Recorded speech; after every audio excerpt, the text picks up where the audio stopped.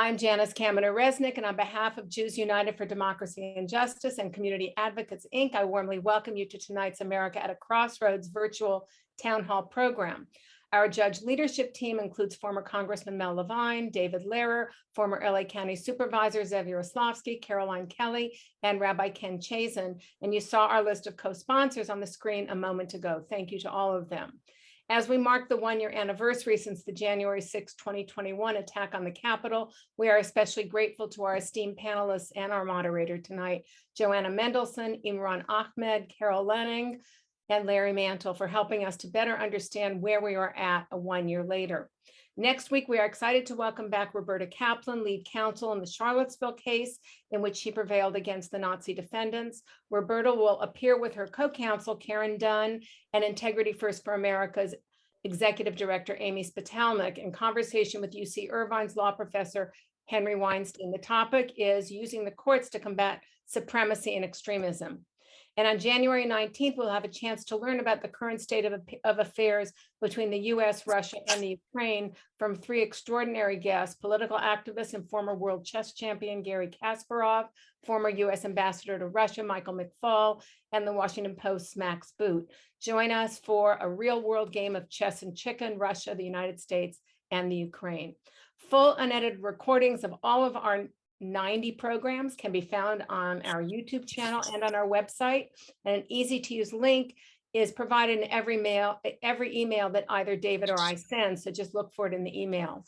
So many of you have listened to our programs and have asked what you can do to protect our democracy. Starting today, on our website, you will find links to 30 organizations, mostly focused on voter registration, voting rights, and voter suppression. They are all nonpartisan organizations. Thank you to those who responded to our request for suggestions of organizations to include on our list. There are some amazing works being done, and I was completely blown away by some of these organizations. We hope that you will peruse our activism page. I will send you a link right after the program tonight, and we hope that you'll feel moved to engage. This is a work in progress, so please continue to make your recommendations to us. And we also want to hear your experiences. If you had a particularly good or bad experience, just write me an email so we can know what's going on with the organizations that we vetted and are referring you to. Each week we will focus on one organization, and this week it's Vote Riders. Vote Riders is one of the country's leading nonprofit, nonpartisan organizations focused on the issue of voter ID laws. Vote Riders' mission is to ensure that no eligible voter is prevented from casting a ballot that counts due to voter ID laws, either directly from lack of acceptable ID or indirectly because of voter confusion. It was founded 10 years ago, and it's helped millions of voters successfully navigate and overcome the barriers that result from voter ID laws, which are in effect in 36 states. In fact, on January 20th at 4 p.m. Pacific time, Vote Riders is hosting its annual volunteer briefing. So if you want to sign up for that and get involved with helping to register voters and helping to ensure that voter ID laws are not an impediment, helping people get IDs, you'll have a link in the email. There has been a link in the last 2 emails we sent, and there'll be one more tonight. And I do want to thank Rabbi Myrna Matza for her volunteer work in helping us vet these many organizations. We're very appreciative. Now, please welcome my amazing partner, David Lehrer, for a couple of more programs and to introduce our moderator tonight. David? Thank you, Janice. Happy New Year to you all. I trust that despite COVID and Omicron, you've had a restful and hopefully reinvigorating holiday season. Having spoken with three guests earlier, I know that we are in for a real treat tonight. Lots of fresh information, thoughtful analysis, and even some reasons for hope. I want to let you know about a program we have for January 26th, 2 weeks from tonight. We'll be actually 3 weeks from tonight. We'll be hosting Anne Applebaum, a Pulitzer Prize-winning historian and journalist who's presently a staff writer for The Atlantic. Her articles on topics dealing with both foreign and domestic affairs are invariably widely quoted because of their insights. And next month, we'll present a panel of university presidents to discuss the role of the university in a changing America. UCLA's Chancellor Gene Block will be among our guests. Block has served as head of one of the highest, if not the highest ranked public university in the nation since 2007. Our returning moderator tonight is Larry Mantle, the host of NPR station KPCC's flagship broadcast, Air Talk, since 1985. His career is a model of how to promote the kind of civil, intelligent, respectful dialogue and inquiry that this series strives for. He's been recognized and honored by his peers for his work as Journalist of the Year and also with their Mark Twain Prize. Larry, take it away. It's all yours. David, thank you so much. I appreciate those kind words. It is truly an honor to be with you for another America at a Crossroads, this series of very important conversations about where we are as a country now and where we're headed down the road. My thanks as well to Janice, to Zev, Mel. Thank you all for inviting me to be a part of this program this evening. I'll never forget being on the air with Politico White House correspondent Anita Kumar on January 6th, 2021. We were talking about the mundane process of congressional finalization of the electoral vote. We knew it was much more charged this year, but we were shocked to see the mob successfully storm the US Capitol as it unfolded while we were on the air talking live. Anita went into radio reporter mode and we provided live descriptions of what was unfolding. I've described many terrible events over the course of my 40-year career in news: deadly earthquakes, riots, wildfires, mass shootings, and September 11th. But even so, I was shocked by the scene last January 6th, as we all were. It was, of course, deadly and forever changed the lives of those who survived the attack, but even the symbolism of a domestic attack on our center of government carries tremendous weight for those of us who watched that event. This evening, I want to hear what evolution our experts are seeing in terms of domestic extremism and violence, and ways that our law enforcement and intelligence apparatuses are responding to it. A reminder that you can ask questions that we'll take later this hour.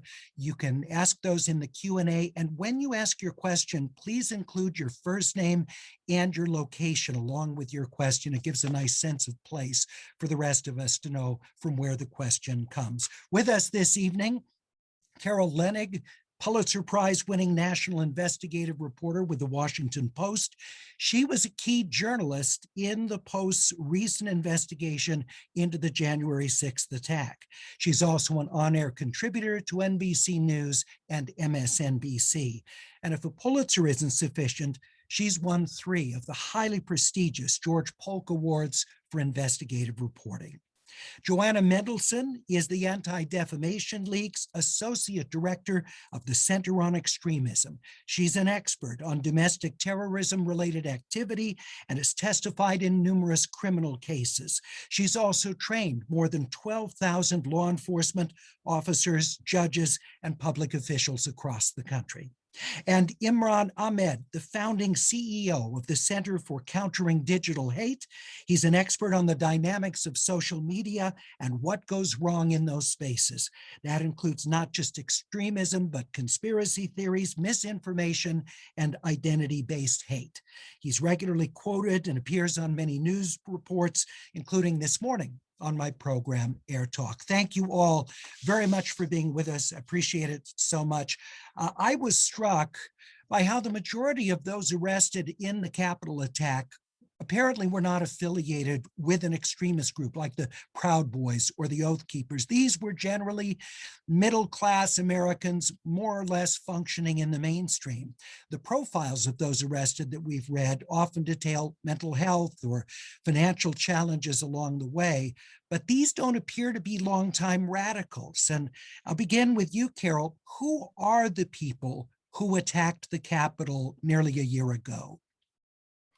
You know, I know this was first off, I want to thank everybody involved in organizing this event, and Larry, your work too, to bring this discussion to the fore. I can't think of a more important topic for us all to be tackling this week, this month, and in this coming new year. So thank you guys for your focus on it. I'll tell you what I know from wonderful Post reporting and my news organization, the Washington Post. Many of the individuals involved were people who I think you can best describe as being disturbed, conspiracy theory vulnerable. People who were leaning conservative in their viewpoints and had distrust of government and had been in essence stoked over and over and over again for months, and actually all of 2020, to believe that the government was out to get them, out to trick them, and that Donald Trump was their savior. I think that's something that binds all of them. And as you know from their testimony and their interviews with FBI agents, an overwhelming number of these individuals said that they came to the Capitol that day because the President of the United States said he needed them to.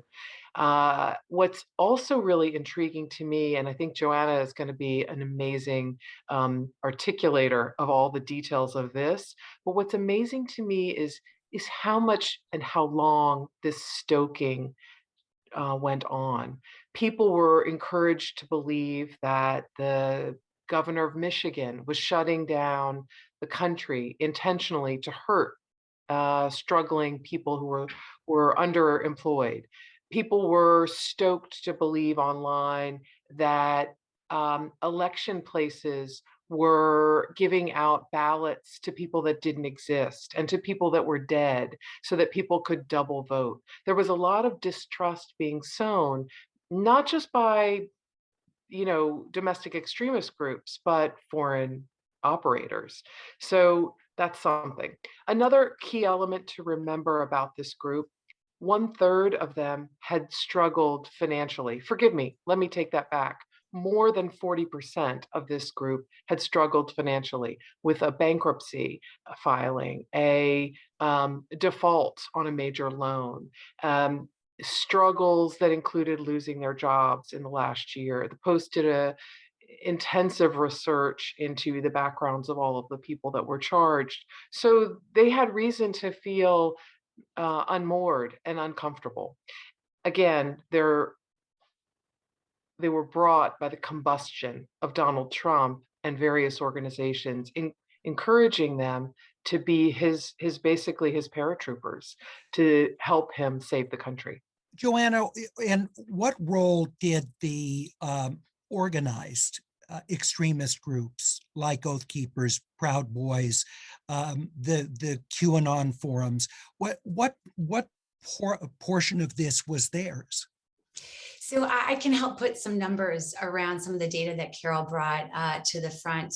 So to date, we have over 700 individuals who are arrested as part of some criminality on January 6th at the Capitol, some who are involved in the insurrection and others on the ground. And so 20% were largely linked to anti-government extremist groups like 3%ers or Oath Keepers. These are militia entities that, like in the case of 3%ers have, in the case of Oath Keepers, have been recruiting law enforcement and military in their ranks. And recently linked data reveals a lot of that success. We also had white supremacists like Groypers and American First, but also conspiracy theorists, those who had kind of imbibed the QAnon belief system and conspiracy around that. But I think what is most alarming is the fact that 80% of those who are at the Capitol, those who are involved in insurrection, did not embrace some codified extremist belief, but rather they kind of drank the Kool-Aid over months upon months of disinformation. And they believe this mythic storyline of a stolen election. Many of them were die-hard Trump supporters. And ultimately, they saw the democratic system as being broken. And so whether or not they took in the idea that the Dominion system was broken or trashing votes, whether or not they believed that the recount in Maricopa County and in Arizona was actually a false narrative, no facts could actually help to prove what they would challenge. So a lot of it is kind of magical thinking. A lot of it is this kind of delegitimization of our democratic process and the inability to believe how the system actually played out. And I think that is the biggest takeaway. From a psychological standpoint, Joanna, because I assume the ADL looks into this aspect of it as well, how much of this do you think are that for many of these individuals, Donald Trump represented a real savior of the country, someone who was going to turn their lives around, turn the country around, and make things right from their point of view. And so the election and what they were being told about it was, in a sense, robbing them of this opportunity to somehow have their lives turned around as a result of Trump being in power. So that psychological component is that there is this cabal at play, that there is this, the globalists or whatever external power is manipulating the strings and basically making our entire democratic process not work and making it fall flat. And so it's the demonization of the other, whether or not it's the liberals or kind of the perceived Antifa movement, the Democrats, whatever power is at play. Many of them looked at Donald Trump as their knight in shining armor, who's going to defend against all of these bad forces that were plaguing our system currently. These are ordinary Americans who ultimately, if you believe that your system is being threatened, if you believe that the system doesn't work, that your right to vote and the power of your vote does not count, then the system is broken, and that could drive individuals to some very, very dangerous lengths. And so these are ordinary Americans who decided that mob violence was an appropriate means to achieve their political objectives. And I think at the end of the day, we're seeing this Overton window shift, where essentially the Overton window, the largest kind of concept is that there's parameters that define what is normal and what is acceptable in political and social discourse. And the ever-shifting window signals an expanding mainstream acceptance of extreme beliefs and ideologies.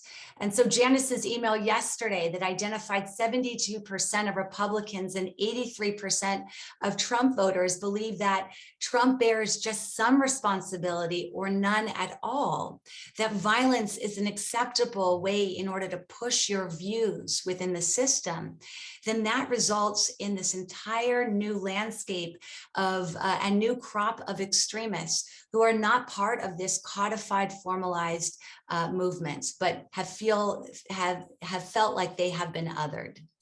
Imran, let's talk about the ways in which people share and reinforce that message. What shift have we seen in the ways that people have shared these thoughts on social media pre-January 6th to where we are a year later? Well, first of all, let me just echo Carol and Joanna by thanking you for organizing today and for moderating today. I think, look, I query the premise of the question for a second, only because I think it's really important to remember that January the 6th wasn't the beginning of a set of changes, nor was it the end of a set of changes. It's a midpoint. And the broad social forces that have been evolving over time, the degradation of norms, what Joanna called the shifting of the Overton window, that people who are offline are terribly meek. We know online can be terribly mean. In fact, they can use violent rhetoric, they can use abuse, they can use trolling, which is designed to terrorize people, lawmakers, journalists, and others. We've seen the normalizing of misinformation as an almost legitimate tactic in politics, which is bananas. And 2016 was also an election plagued by misinformation and hate promulgated by a mix of domestic and foreign actors. And this sort of eliding of the nonsensification of American political discourse as freedom of speech. The fact that the platforms on which much of this activity, the organization, the fundraising, the drip of misinformation that leads to people being chronically misinformed and thinking it's almost rational to storm the Capitol because they feel that the election genuinely is being stolen. These are longer term trends. And the impunity with which this has all happened. There were no consequences for 2016. Not least, there were no consequences for the platforms The platforms got away with it scot-free. And I think that is also the story of what's happened in the year since. That actually, I mean, everyone can talk about Facebook's had a lot of, a lot of people saying that they're bad people, they've done terrible things. They doubled their profits last year. And that's a pretty good outcome if you're a social media company that cares about these things. Let me talk about the groups specifically, though. And I know that you want me to talk about the groups. Well, just we had 150,000 accounts, for example, that were suspended after the attack on the Capitol building. So my assumption is that that has in some ways made it harder for people to communicate these thoughts, or is it just driven it to other places? Well, I mean, there are some accounts like if you are stupid enough to literally label your account, I love Nazis, your account may have been shut down. However, it's the smart ones who haven't, and they're the ones we need to be really scared of. So let me give you one specific example from January the 6th. On November the 5th, there was a Facebook group set up with 350,000 members, widely reported across every single channel, breathlessly by the newspapers. In 24 hours, it accrued 350,000 members. And kind of like the asteroid in this new Netflix movie, Don't Look Up, people were very, very keen to tell you how big the asteroid was. It's 350,000 people. But no one was saying, you know what, Facebook, you are literally responsible for this looming crisis, and that there is violence being inculcated on your platform. When it was that a series of voices started shifting, the ADL amongst them, I mean, Jonathan Greenblatt was very brave on it and said, you know, there is violence being planned here. Then that forum, that group was shut down. That group was run by Amy Kramer and Kylie Jane Kramer. Their group was shut down, their accounts were not. They were the people who were in the Willard Intercontinental Hotel down the road from where I live in Washington, DC, in the room plotting with the organizers of January the 6th. And they organized the primary vehicle, Women for America First, that organized the main rally that comprised the precursor to the January the 6th event. So January the 6th, the main stage was Women for America First. It was the Kramers again. Their accounts weren't shut down. A year later, January the 5th, 2022, Women for America First is still up on Facebook and Instagram, despite having inculcated November the 14th, which everyone's forgotten, November the 14th, just where I live in Washington, DC, there were people rioting on the streets. A Black Lives Matter church was attacked. There was a number of violent incidents, running street battles with the police. 2 months later, January the 6th, and the Capitol's on fire. A year later, still no action. The truth is, the action has been piecemeal and insufficient because the key actors, the key bad guys are still there. Imran, if I could also just add, though, it's not only the tech companies, which is a huge component, but we're looking at it as this kind of a triumvirate, that it's the tech companies, but it's also mainstream political leaders, people who people trust. It's media influencers. And so we just released a report today that actually looks at these three streams where information and disinformation is spread, it's given airtime, where individuals and those who have a potential to use a bully pulpit are not only tolerating, but flirting or outright promoting extremist beliefs and a range of conspiracy theories. I mean, delusional and outlandish theories.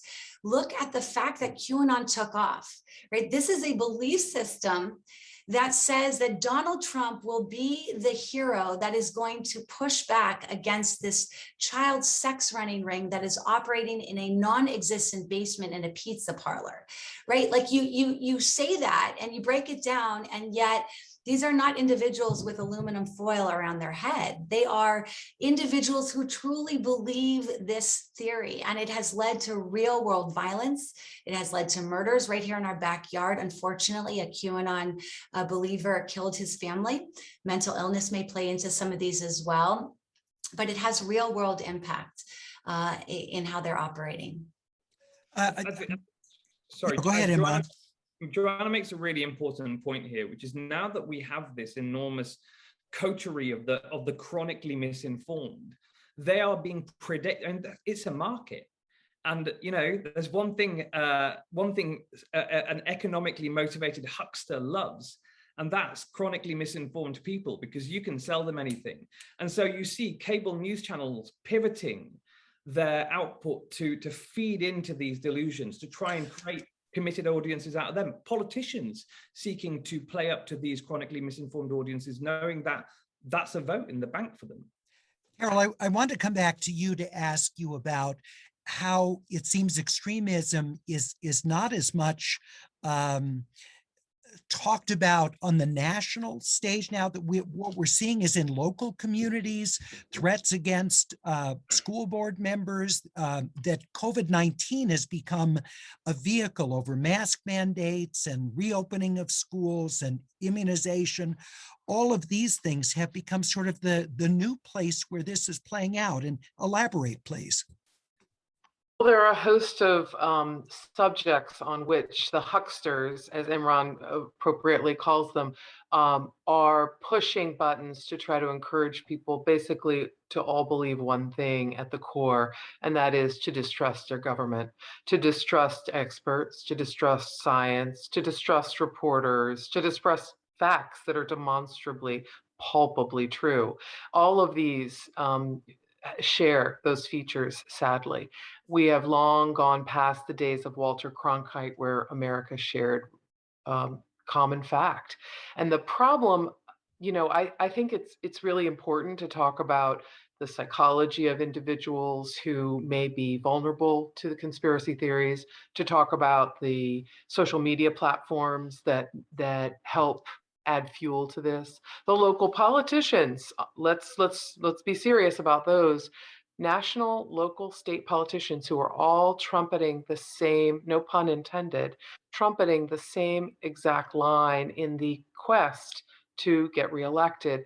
The problem is we really need to pull the lens back and see what is the reason for that. And the reason is there is a very large part of America that is distrustful because they haven't been served by their politicians. They have been in economically ravaged communities where they feel vulnerable / endangered.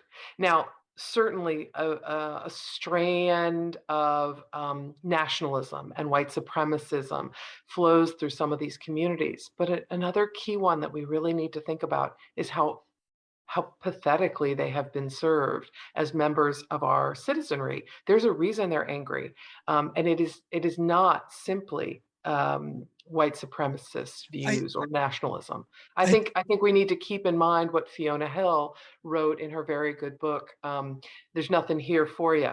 And she compares coal country in northern England with many of the communities where Trump supporters and red staters live. Their despondency, they may be the first generation that doesn't see their children do better than themselves.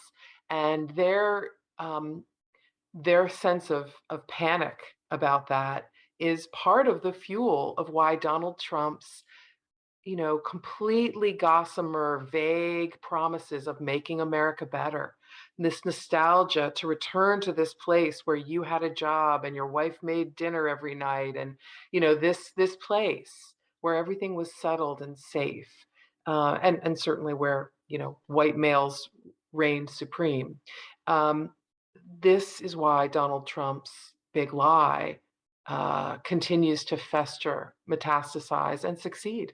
And Carol, there certainly is a significant swath of people that are in the category you just described, but we're, of course, I think most of us familiar with people who live solidly upper middle class, suburban lives, who have access to capital, maybe small business owners, women, not just men, who hold with many of these views that we're talking about and feel that same sense of grievance, and that the country is under existential threat from, as they put it, socialist or Marxist Democrats. And so with that sort of extreme view about an existential threat to the country, where do you go from here? Well, I'm a journalist, not an activist. And I can tell you, you're absolutely right about a segment of people who are well-heeled and also share these views. I rode home on a plane with one a few days ago. She reminded me so much of my mom. She wanted to talk about the facts behind COVID protocols, and we chatted for a while. She'd just taken her grandchildren and her children on a holiday weekend as a treat for being away from each other for so long, and somehow threaded the needle between Delta and Omicron. But as we got going and chatting, and she asked me what I did for a living, and I told her, I asked her, what do you think is the most important question that reporters should try to answer in 2022? And she said, oh, I think we need to focus on election integrity. She was from Arizona, where she believes strongly that thousands of dead people had voted illegally, and they'd been abused by somebody who was alive. In other words, fraudulent double counted votes. Well, that's been discounted, I don't know how many different ways. A Republican-led audit committee with questionable experience. Thank you. Ultimately concluded it could find no evidence of that, none. And yet here is this very smart, again, affluent woman who is convinced, probably because of the platforms that Imran has been talking about so often, and the pundits that she's watching on television from different channels. She's convinced that this is true, even though it absolutely 100% has been discounted. Here's my journalist view. We have to do a better job, almost like a public service, of engaging individuals who are getting this baloney. We have to find a way to connect with them, to engage them in our reporting process, and to make them basically a part of our work. Let them see our work, just like a math class. And forgive me, go ahead.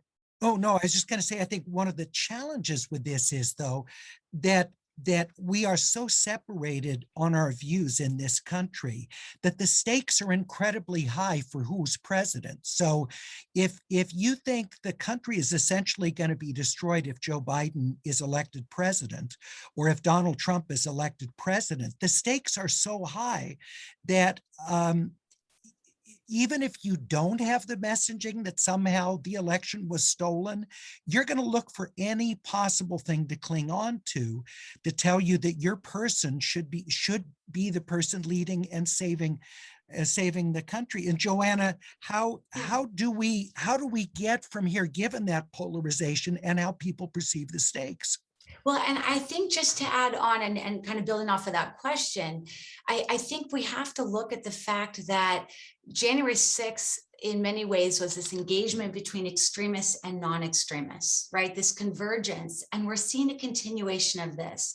What is that kind of overarching kind of influence? It's the fringe influencing mainstream. It's the fringe and their ideals and ideology bleeding into the mainstream. And people like the person you met on the plane are taking that information in, and it becomes something that is part of our general narrative.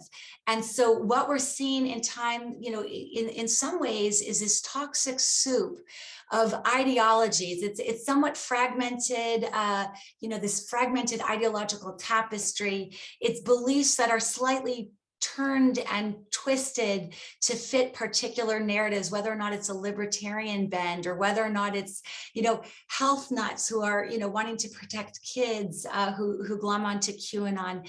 It's this larger community of people who that's resulting in this larger kind of again, toxic soup. But what I would say also is there's a major shift to local politics and the mainstreaming of some of these really radical ideologies, where for the first time, we're seeing community members come face to face with extremism and hate. We're seeing PTA meetings being hijacked by extremists, school board meetings becoming hostile. We're seeing doctors and those who are working on COVID-19 solutions being threatened, being targeted, doxxed, or having people, protest in front of their home.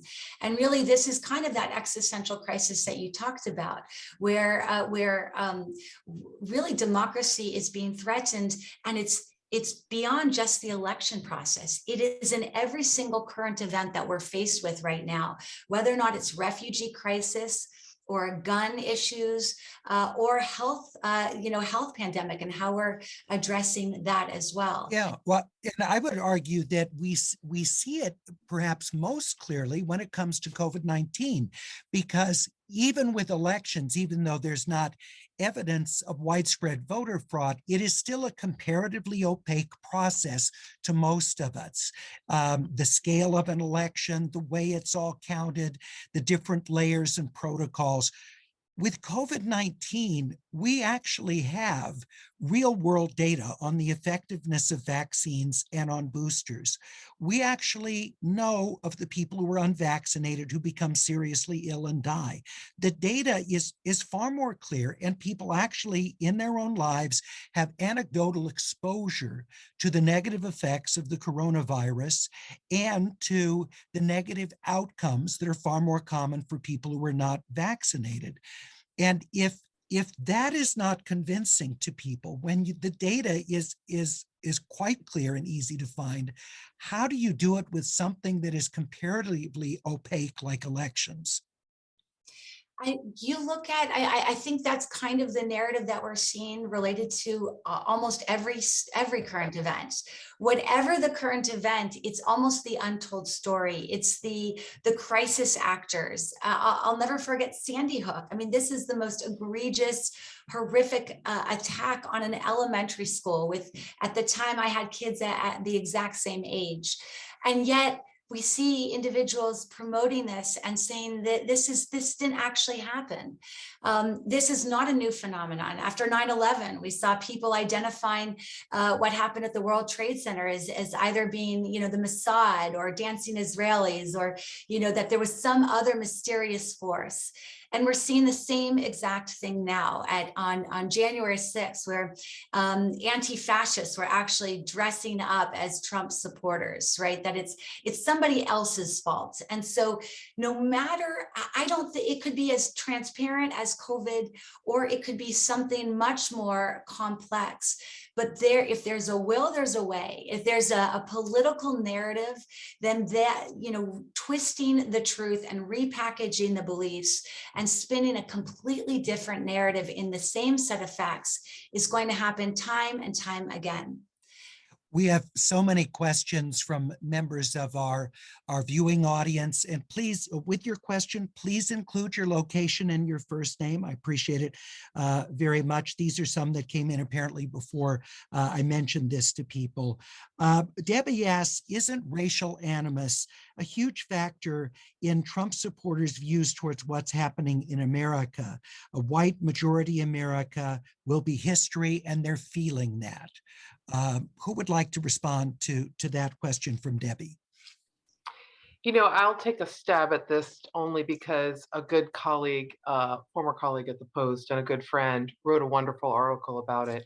And Joanna and I talked a little bit about it a few days ago. Bart Gellman in The Atlantic wrote a piece talking about how January 6th was really just sort of a dress rehearsal, practice for the real insurrection.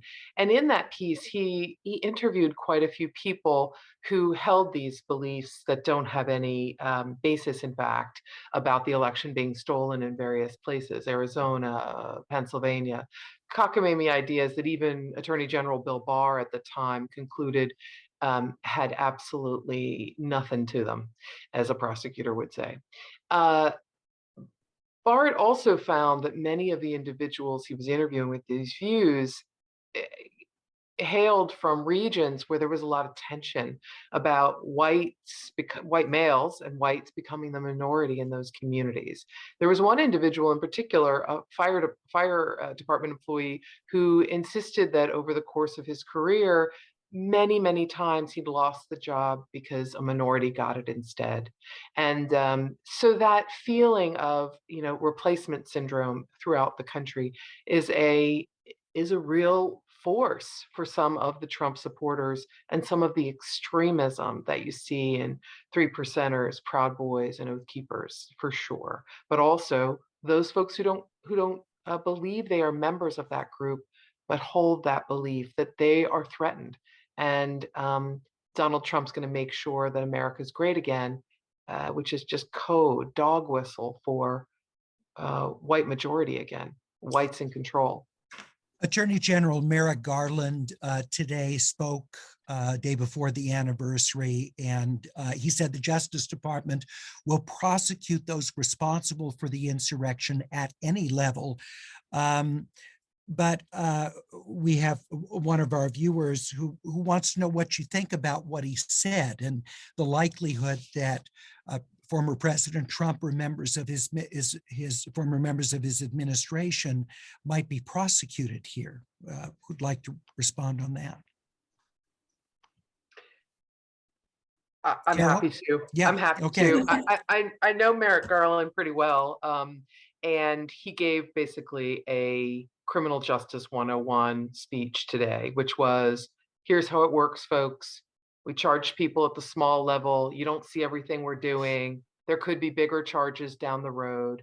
He's essentially trying to say, there will be more to this, and we will do everything in our power. It's the largest investigation in FBI history, and that is true. I don't think we can read a lot into Merrick Garland's speech in terms of trying to predict whether Donald Trump or some of his allies are going to be charged with incitement, with conspiracy, with playing any role at all in this effort. I think he's promising a hard look at that. But let's all be clear. The FBI and some of the US attorneys in the District of Columbia presaged early on that they did not believe there could be charges of incitement on the part of the people that were, for example, on that stage with Donald Trump Jr., Eric Trump, Rudy Giuliani. And so they told you right up front they didn't think that that kind of case could be made. I'll add one more thing about the charges. What I'm looking for as a person who used to cover federal courts and who cares pretty deeply about how our criminal justice system works and doesn't work is there was a conspiracy among a group of people, and at least 20 people have been charged with conspiracy. Some of them appear to be cooperating with investigators and are not being sentenced, and that is a big tell. That tells me that they have information of value about who, about what they did, and that's what I'm waiting to see. That's the shoe I want to see drop.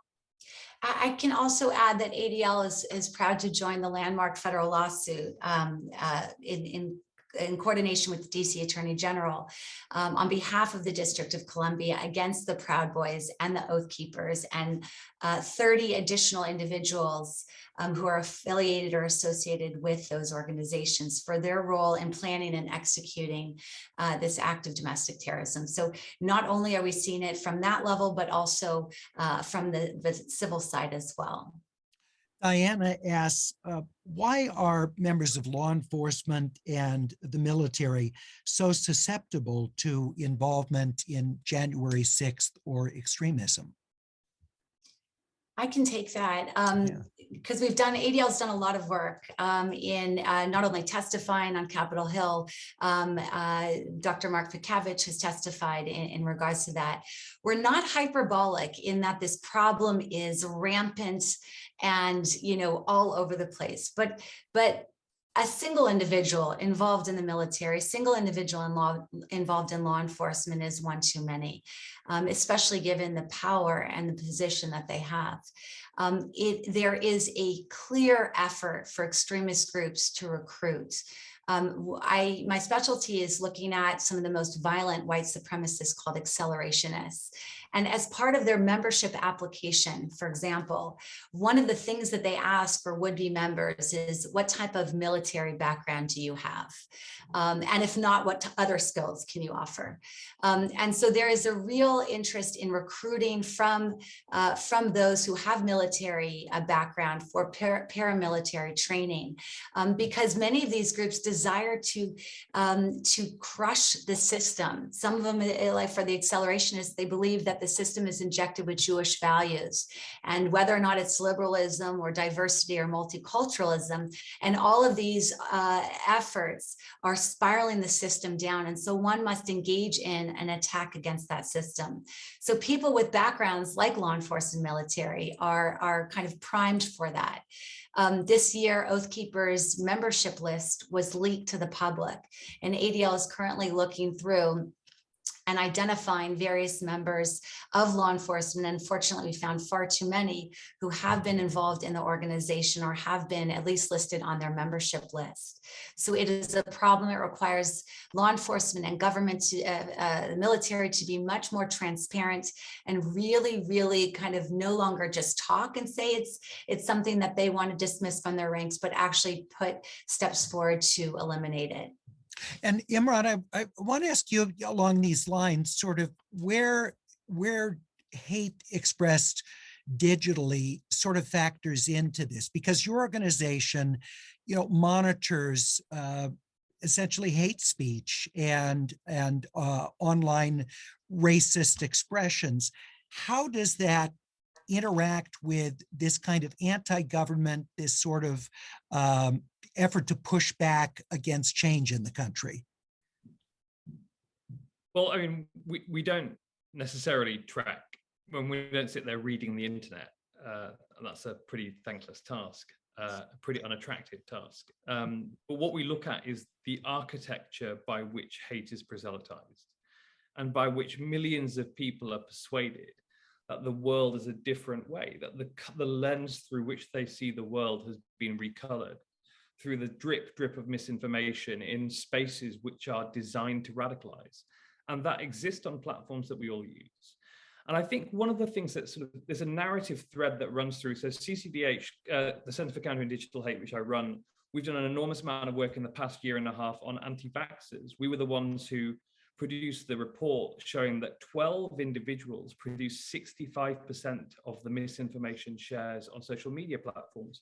Joe Biden cited that when he said that Facebook were killers. I mean, his conclusion was, if that is true, it is axiomatic that Facebook themselves are complicit and therefore killers themselves. And we see there are certain psychological, there is a psychology to conspiracism. In short, people are more likely to fall for conspiracy theories if they're feeling epistemic uncertainty.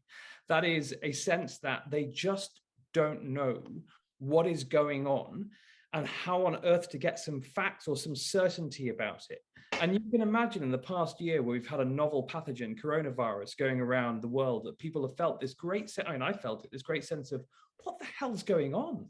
Like, I just don't get it anymore. And a lot of people have felt, people can feel that because they lost their job. They can feel that because they see their community changing. And if in that moment, the information that's fed to them in their moments of vulnerability, and that's what social media is really good at doing. It creates answering spaces where people express their vulnerabilities. What bad actors have become very proficient at doing is filling those moments with misinformation, with the lies, with, well, the Jews are Soros is encouraging Muslim and Black people to immigrate to America. They're the ones taking the job.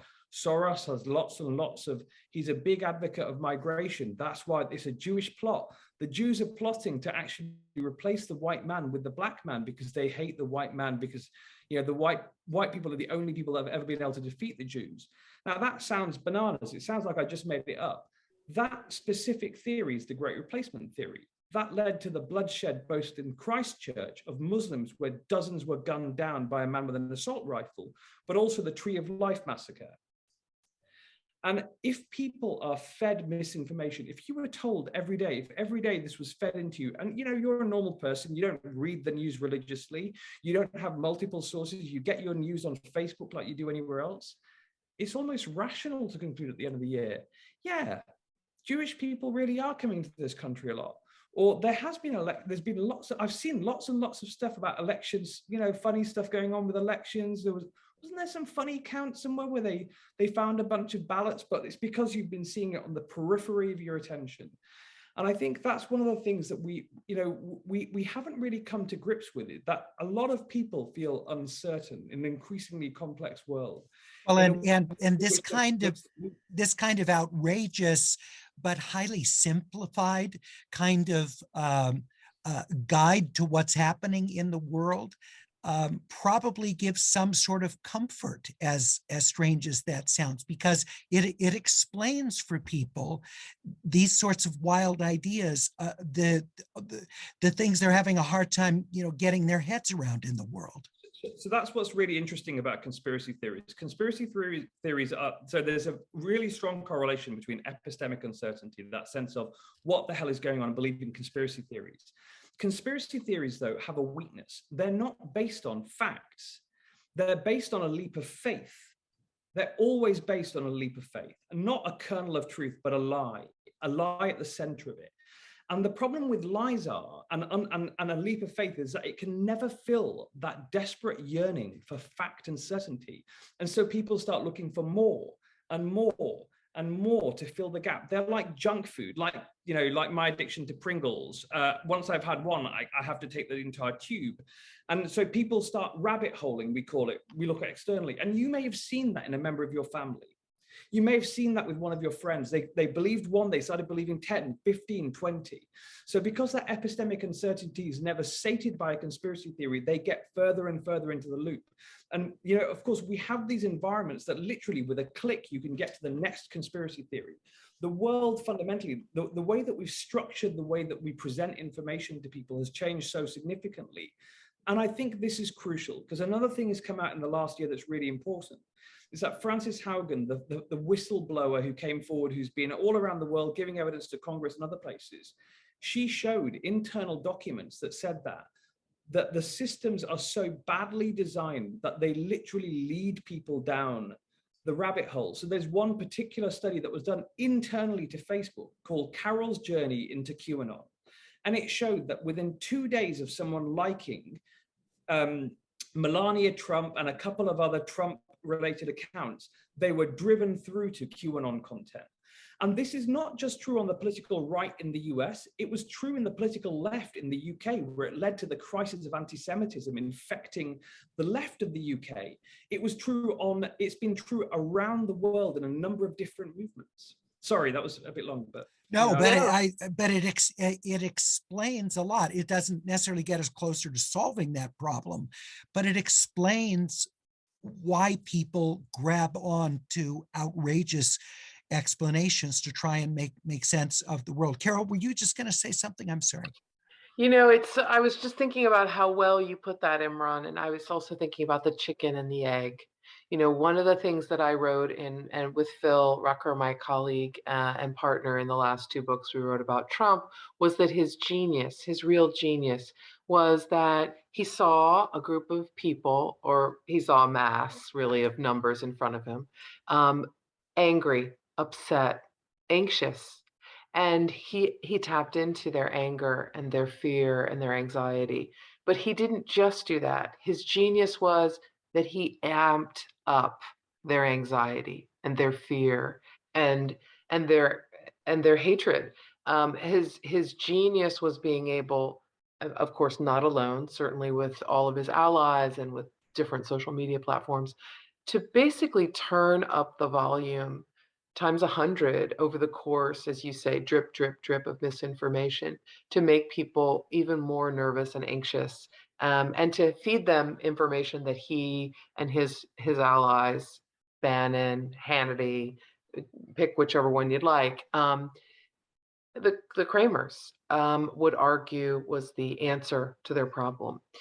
And none of those were based in fact. I think Carol, go ahead. No, I'm sorry. I didn't mean to interrupt you mid-sentence. Go ahead and finish your point. I'm sorry. No. Go. I was gonna, because you were talking about media people, and I thought, these texts, Sean Hannity and others at Fox News saying, you've got to stop the president because, this is terrible, going down this road, trying to get the inner circle, including Meadows, to convince the president to back off of this. You need to fight against the steal. Carol, what do you make of this? Because that's certainly not stuff that Hannity was saying on his show that night. I would say that what you reference is one of the 2 biggest takeaways that we've discovered in the 12 months since the storming of the Capitol. One is that a host of people who were very, very close to Donald Trump, who were his #1 advisors on media, Fox News, let's be honest, most of the anchors on Fox News are in regular contact or were in regular contact with Donald Trump. Sean Hannity spoke to him more than than any of his children ever did on a daily basis, had a bat phone to Donald Trump to give him advice about what to say that day on television and give him encouragement about something else he'd said at a news conference. They were back and forth reinforcing each other for Donald Trump's political gain.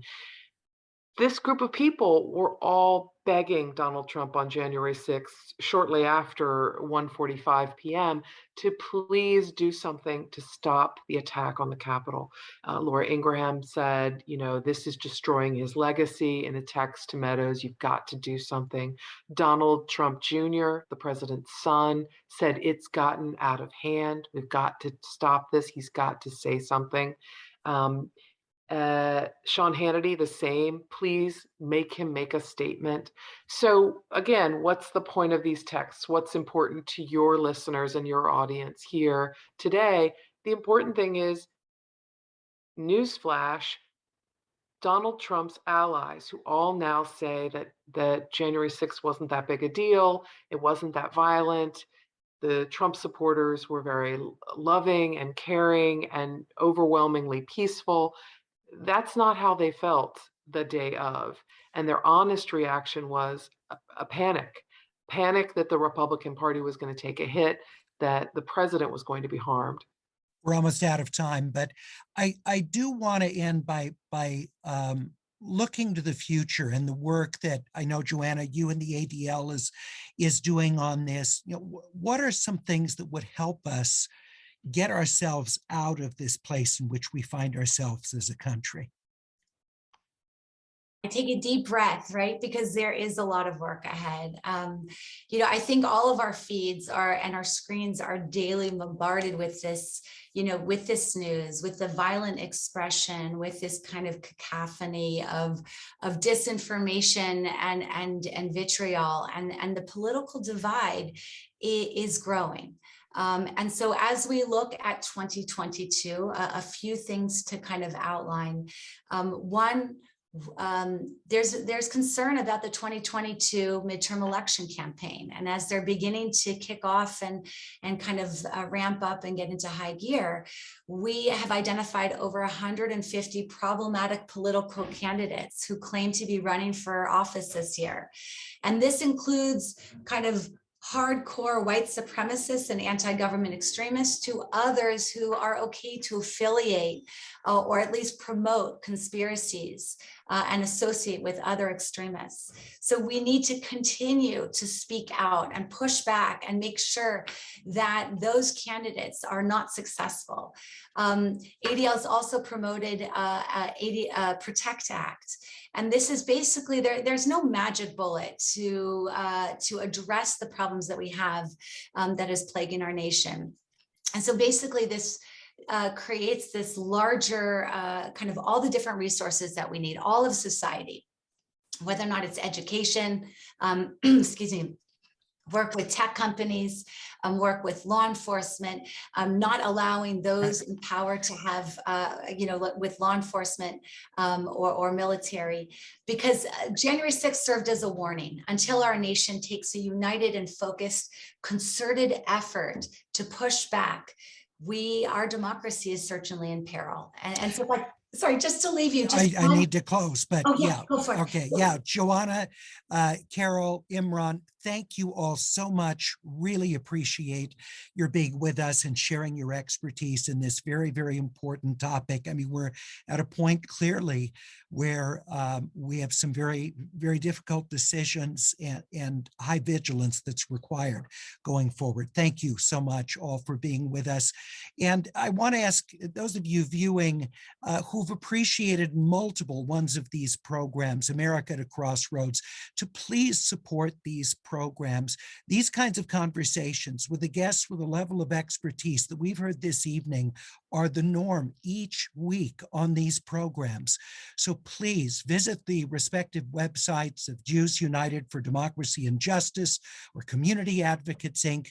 They share the money that comes in, they pool it to put on these programs. You can contribute on either one of their sites. Crossroads, but please support the programs if you find value in these programs each and every week. Now, next Wednesday, it's a look at the recent verdict in the civil lawsuit against organizers of the 2017 Charlottesville protest. Lead counsel for the successful plaintiffs, Roberta Kaplan, will be a panelist, and UC Irvine law professor Henry Weinstein will moderate. That's next Wednesday, January 12th, 5 o'clock Pacific, 8 o'clock Eastern. From all of us at America to Crossroads, thank you for joining us. Have a very good evening.